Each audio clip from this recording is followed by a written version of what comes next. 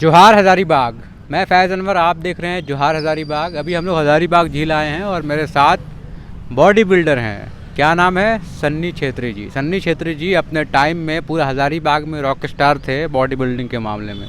इतना अच्छा बॉडी था इनका कि शायद उस वक्त कोई बॉडी बिल्डिंग में नहीं था, इकलौते प्लेयर थे। एशिया तक गए हैं, इंडिया में तो बहुत सारे अवार्ड जीते हैं, एशिया लेवल तक में भी बॉडी बिल्डिंग में अवार्ड जीत चुके हैं। हज़ारीबाग में सुपरस्टार रहे। तो सन्नी जी बहुत बहुत धन्यवाद, अब हज़ारीबाग में आए और हमें मिल गए। ये बताइए कैसा रहा आपका जर्नी, कैसे शुरू किए और जो एशिया पावर लिफ्टिंग या वर्ल्ड चैम्पियन तक पहुँचे हैं, एशिया चैम्पियन तक, वो वाला क्या था, स्टोरी बताएं थोड़ा। फैज जी आपको तो पहले ही बता चुके हैं। हाँ।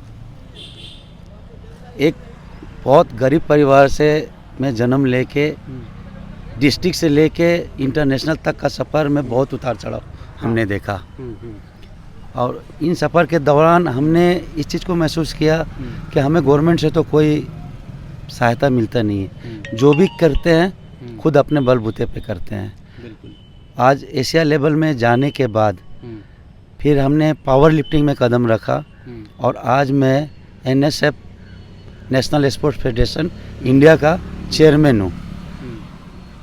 आप लोग तो आज अचानक हमें मिल गए। मैं सुबह ही पहुँचा हूँ हज़ारीबाग, अपने होम टाउन, क्योंकि आगामी सितंबर 22, 23, 24 को हम ताल कटोरा स्टेडियम में इंडिया का एक हिस्ट्री लिखने जा रहे हैं। अच्छा। प्लेयर के लिए एक अलग प्लेटफॉर्म बना रहे हैं। हाँ। पावर लिफ्टिंग का नेशनल चैम्पियनशिप बहुत भव्य पैमाने पे अरेंज किए हैं, जिसमें हमने ताल कटोरा स्टेडियम को चुना, जो कि दिल्ली का सबसे बेस्ट स्टेडियम है। हमारे गेम में नेशनल चैम्पियनशिप में प्लेयर कम से कम 25 स्टेट से प्लेयर आ रहे हैं। अच्छा। और उम्मीद करते हैं कि 1000 प्लेयर से ज़्यादा पार्टिसिपेट करेंगे। उनके रहने खाने का सारा बंदोबस्त हो चुका है, सारा इवेंट बुक हो चुका है। बिल्कुल। और अभी आप क्या हैं, क्या कर रहे हैं, किस स्टेज में हैं अभी? अभी हम इंडिया का चेयरमैन के पोस्ट पे हूँ। हाँ। हमारे जो सेक्रेटरीज हैं गुजरात से धर्मेश भाई पटेल, हमारे प्रेसिडेंट है रवि शर्मा जी हरियाणा से, और बाकी और सब स्टेट से सारे। हम लोग का एक एम लेके चले हैं कि हम लोग एक स्वच्छ जो पावर लिफ्टिंग में जो गंदगी घुसी है उसको साफ करना। बॉडी बिल्डिंग में तो हमने बहुत मुकाम बनाया ही है। तो अब क्या था बॉडी बिल्डिंग में, आप क्या था यहाँ से जब गए हज़ारीबाग से, तो कौन कौन से अवार्ड जीते और फिर एशिया जो लेवल में गए वो क्या अवार्ड जीते थे? हज़ारीबाग में रहते हुए हमने 11 बार स्टेट चैंपियन बने। अच्छा, ये झारखंड के पूरे? झारखंड के लिए। हाँ। झारखंड के लिए, झारखंड को रिप्रेजेंट करके फिर हमने 3 बार मिस्टर इंडिया बना। हाँ। अपने वेट ग्रुप में 3 बार मिस्टर इंडिया जी। अच्छा। उसके बाद federation cup, east India championship, इस समय कितना मेडल लाया मुझे अब याद भी नहीं है। उसके बाद फिर हमने वर्कआउट छोड़ दिया था क्योंकि काफ़ी महंगा ये गेम है। फिर हमने कम बैक करी 7 साल के बाद। उसके बाद हम एशिया गए बैंकॉक खेलने के लिए। अच्छा। एशिया में गोल्ड मेडल लाया। क्या बात है। उसके बाद फिर हमने वर्कआउट करने का हमें समय नहीं मिला क्योंकि मेरे बहुत सारे जिम हैं, लड़कों को ट्रेनिंग दे के एक अच्छे रास्ते पे चलना सिखा रहे हैं। बिल्कुल। हाँ। उसके बाद हमने पावर लिफ्टिंग की दुनिया पे कदम रखा। पावर लिफ्टिंग की गंदगी को मैंने देखा बहुत नज़दीक से। अब इसको हम चाह रहे हैं और बहुत जल्द, है ना। पिछले साल हमने गुजरात में जो नेशनल कराया था वो हिस्ट्री था इंडिया का। इतना भव्य आयोजन कभी नहीं हुआ। उसी के तर्ज पे हम अब दिल्ली में नेशनल अरेंज कर रहे हैं, पावर लिफ्टिंग चैंपियनशिप नेशनल 22, 23, 24 सितंबर को। और बस मेरा उद्देश्य ये है कि लड़के एक अच्छे खिलाड़ी हम पैदा करें जो इंटरनेशनल खेले, अच्छा मुकाम पकड़े।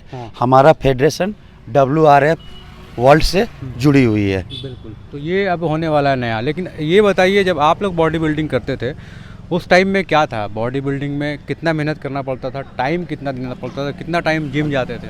देखिए, अगर यदि स्टेट का तैयारी कर रहे हैं आप, तो आपको नेशनल लेवल का वर्कआउट करना होगा। नेशनल की तैयारी कर रहे हैं तो आपको एशिया लेवल का वर्कआउट करना होगा। और जब एशिया की तैयारी कर रहे हैं आपको वर्ल्ड लेवल का मेहनत करना होगा। है ना, तब जाके आप यहाँ पे सक्सेस हो सकते हैं। बॉडी बिल्डिंग बहुत टफ गेम है, बहुत इसमें खर्चे आते हैं, है ना। समझिए कि मंथली आपका 30 से 40 हज़ार रुपये कहीं नहीं जाता है हर मंथ तैयारी करने में। तो जो 30 से 40 हज़ार रुपया खर्च करते थे तो फिर कितना कमाई होता था? इस कमाई कुछ भी नहीं, कमाई तो कुछ, मेडल सर्टिफिकेट, बस यही। Medal certificate. अब न्यू जनरेशन में अब पैसे मिल रहे हैं कुछ, अच्छा। पर वो पैसे ऐसे नहीं होते कि आप ग्रुप में फर्स्ट प्लेस ले आओ।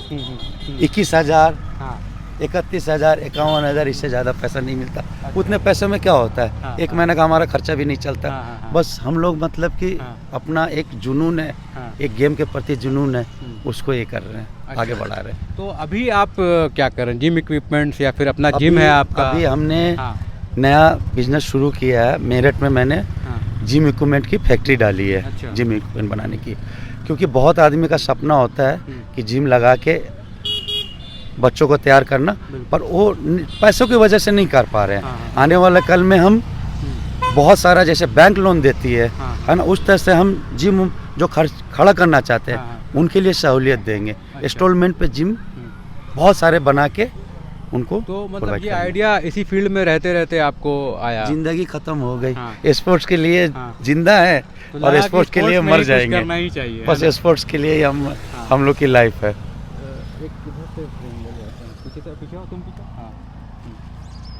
तो जिम में रहते रहते लगा कि आप जिम में ही कुछ करना चाहते हैं, तो इस दौरान जिम में रहते हुए कितने लोगों को ट्रेन किया जो अच्छा कर रहे हैं? अच्छा, अभी मेरे स्टूडेंट है ना इंटरनेशनल तक पहुंच चुके हैं। अच्छा। मिस्टर रोनी दत्ता है, वो एशिया खेल गया है और स्टेट चैंपियन बहुत सारे लड़के बने। अब वो भी अपना जिम पर्सनल खोल के लड़कों को आगे बढ़ा रहे हैं। उनके बच्चे भी स्टेट खेले, इंडिया खेलने जा रहे हैं।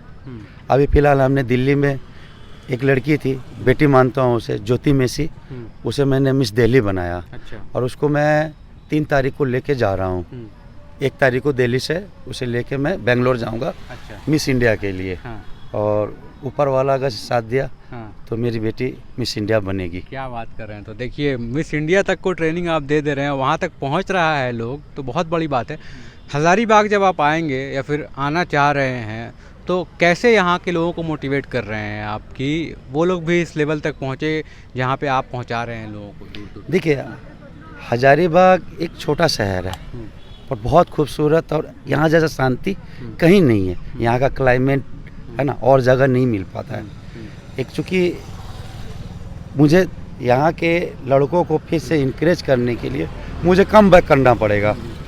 अव्वल मैं टाइम दे नहीं पाता, समय के साथ थोड़ा इंगेज हूँ, पर मेरी कोशिश यही है कि मैं हज़ारीबाग फिर से वापस आऊँ, और हो सकता है विदिन 3 से 6 मंथ के अंदर मैं हज़ारीबाग फिर से वापस आऊँगा।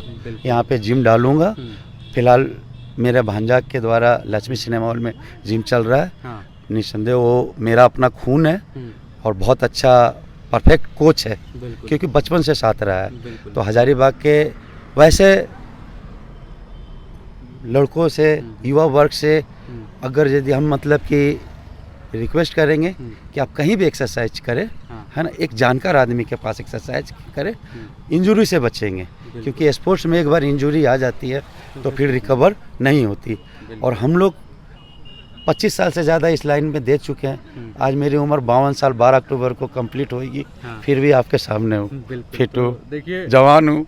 52 साल की उम्र में सन्नी छेत्री जी इतना फिट हैं, और किस तरह से स्ट्रगल किया, बॉडी बिल्डिंग में आए, बॉडी बिल्डिंग में आने के बाद हज़ारीबाग में अवार्ड जीते, उसके बाद झारखंड स्टेट में 11 बार चैम्पियन हुए, उसके बाद मिस्टर एशिया रह चुके हैं। मिस्टर एशिया रहने के बाद अपना जिम इक्विपमेंट का भी बिज़नेस किया, जिम खोले बहुत जगह जाके, बहुत जगह instruction as a gym instructor बने, और बहुत लाइफ में स्ट्रगल करने के बाद आज एक ऐसे पोजीशन में है जहां लोगों को ट्रेनिंग दे रहे हैं और पावर लिफ्टिंग के लिए मोटिवेट कर रहे हैं, मिस्टर इंडिया और मिस इंडिया बना रहे हैं देश में। देश के लिए आप बहुत बड़ा काम कर रहे हैं। धन्यवाद सर। तो हज़ारीबाग से हैं सन्नी छेत्री जी, और अब पूरे विश्व में इनका नाम हो रहा है। बहुत बहुत धन्यवाद। हम लोग बात कर रहे थे सन्नी छेत्री जी से, पुराने बॉडी बिल्डर हैं और अब नया कुछ कर रहे हैं, जिससे नए बॉडी बिल्डर यहाँ पे बन रहे हैं।